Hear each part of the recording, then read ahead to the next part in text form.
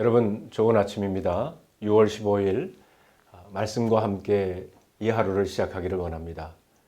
오늘 우리에게 주시는 하나님의 말씀은 열왕기상 13장 1절로 10절에 있는 말씀입니다. 보라, 그때에 하나님의 사람이 여호와의 말씀으로 말미암아 유다에서부터 베델에 이르니 마침 여로보암이 제단 곁에 서서 분향하는지라.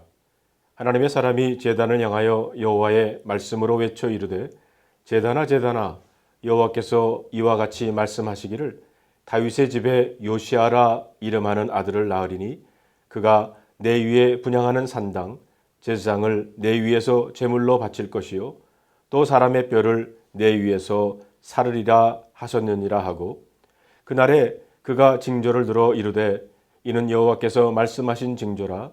제단이 갈라지며 그 위에 있는 재가 쏟아지리라 하매, 여로보암 왕이 하나님의 사람이 베델에 있는 제단을 향하여 외쳐 말함을 들을 때에 제단에서 손을 펴며 그를 잡으라 하더라.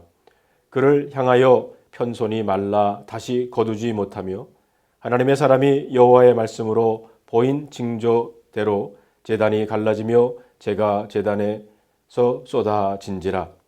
왕이 하나님의 사람에게 말하여 이르되 청하건대 너는 나를 위하여 내 하나님 여호와께 은혜를 구하여 내 손이 다시 성하게 기도하라.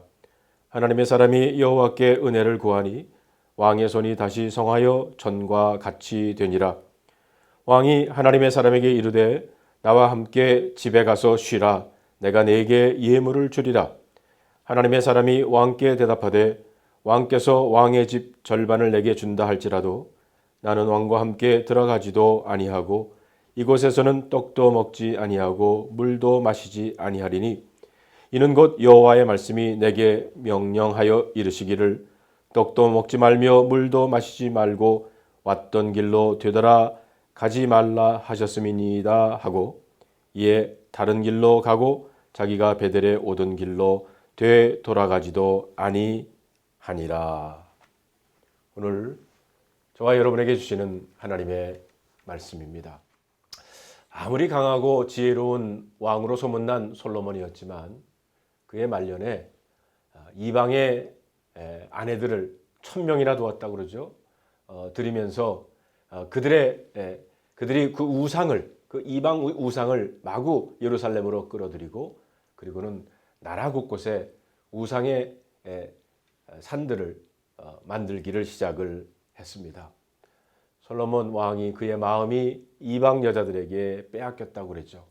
그래서 하나님께서는 새 역사를 이루시기 위해서 나라를 남과 북, 유다와 이스라엘로 나누시고 북왕국에는 여로보암을 세웠지만 여로보암도 역시 똑같은 길을 걷기를 시작합니다. 여로보암은 세겜이란 곳을 수도로 정했습니다. 이곳은 아브라함이 가나안에 들어와서 처음 제단을 쌓았던 곳이기도 하죠. 여기까지는 좋았는데 그 다음이 문제라는 겁니다. 여로보암이 가만히 보니까 자기 나라 북왕국 사람들이 1년에 몇 번씩 절기를 지키기 위해서 성전이 있는 예루살렘으로 가는 것입니다. 이 예루살렘은 남왕국 수도이기에 여로보암이 생각해 보니 자기 백성들이 자꾸 그렇게 가다 보면 예루살렘에 있는 유다왕 르호보암에게 포섭되어서 자신을 배신할 것 같은 생각이 들었습니다. 그래서 여로보암은 예루살렘 성전을 대신할 제단을 베델과 단에 세운 겁니다. 그리고 언약궤 대신 금송아지를 만들고 백성들에게 수고스럽게 예루살렘까지 갈 필요 없이 가까운 베델과 단에서 예배를 드리라고 합니다. 그러면서 금송아지와 언약궤가 별 차이가 없다고 합니다. 당장 급하고 편하니까 그렇게 약식으로라도 예배를 드리라는 겁니다. 그들에게 가까운 곳에 예배 드리는 것이 편할지는 모르지만 이것은 하나님의 말씀을 거스르는 일이었습니다. 신명기에 보면 너는 삼가서 내게 보이는 아무 곳에서든지 번제를 드리지 말고 오직 너희의 한 지파 중에 여호와의 택하실 그곳에서 너는 번제를 드리고 또 내가 네게 명하는 모든 것을 거기서 행하라고 했습니다. 다시 말하면 예배는 인간의 마음대로 인간들 편리한 대로 아무렇게나 드리는 것이 아니라는 겁니다. 그런데 여로보암은 하나님이 지정하신 예루살렘이 아닌 베델과 단에 임의로 제단을 만들고 자기 방식대로 예배를 드리게 한 것입니다. 그런데 이것은 하나님의 백성을 우상 숭배자로 빠지게 만드는 것이었어요. 백성의 편의를 생각하는 것처럼 하면서 임의로 하나님을 예배하는 방법을 바꾸어 버린 겁니다. 그런데 사실 백성들도 문제입니다. 편하니까, 급하니까 그냥 여로보암의 제안에 좋다고 따른 겁니다. 성도 여러분, 예배를 안 드리는 것이 문제가 아닙니다. 나 중심의 예배, 나를 만족시켜줄 예배를 드리는 것이 문제라는 겁니다.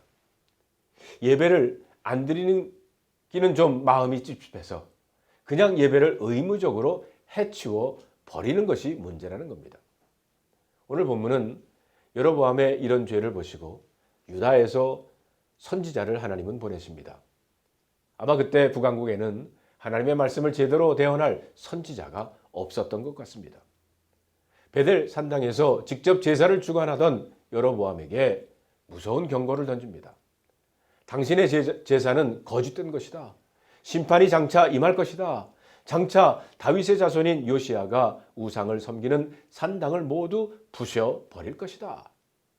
이 선지자의 경고를 들은 여로보암은 자신의 죄를 깨닫지는 않고 오히려 그 선지자를 죽이려고 합니다.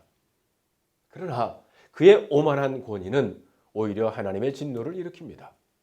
선지자를 향해 편 그의 손이 말라버린 겁니다. 예언대로 단이 갈라지고 그 위에 있는 재가 쏟아져 내렸습니다.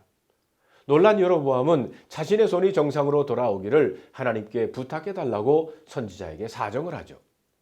손이 마비되고 제단이 무너지는 상황에서 그는 오직 자신의 육신의 안전만을 신경 쓴 겁니다. 여로보암 왕은 이 모든 것이 자신의 죄로 인한 것을 깨닫고 옷을 찢으며 사실은 그 자리에서 회개해야 했습니다. 다윗이 하나님 마음에 합한 사람이 된 것은 선지자 나단이 자신의 죄를 지적했을 때 그는 식음을 전폐하고 하나님께 나와 통곡하며 참회했기 때문입니다. 여로보암의 요청대로 선지자가 기도하자 하나님께서 그의 마른 손을 치유해 주십니다. 그러나 여로보암은 여전히 하나님의 능력을 깨닫지를 못해요. 그리고 오히려 선지자를 매수하려고 합니다. 자기 집에 가서 쉬면서 예물도 주겠다고 합니다. 하나님께 감사를 표하고 영적인 가르침을 받겠다는 것이 아니라 오히려 선지자를 회유하라는 겁니다. 여로보암은 이렇게 끝까지 인간적으로 반응을 했어요. 성도 여러분, 지난 1년 4개월 동안 우리들은 코로나 팬데믹으로 인해 온라인으로 예배를 드릴 수밖에 없었습니다. 그렇게 예배를 드릴 수 있는 것도 사실은 감사하죠. 그러나 온라인 예배에 익숙해지고 있는 것 같습니다. 왜냐하면 그것이 편하기 때문입니다. 주일 아침에 일찍 일어나 샤워하고 화장하고 옷 챙겨 입고 그렇게 하지 않아도 그냥 집에서 편하게 예배 드릴 수 있기 때문에요. 그래서 이제 백신도 맞고 팬데믹도 줄어들고 있는데 왠지 전처럼 주일 아침 성전을 향하지 못하고 내 나름대로 이유를 만들어내고 있지는 않은지 생각해 봅니다. 코로나 바이러스 변종이 나온다는데 라는 변명, 아직 백신을 맞지 않은 사람도 있다는데 하나님은 어디에서나 계시는데 꼭 율법적으로 예배당에 가서 예배를 드려야 하나? 라는 자기 합리화입니다.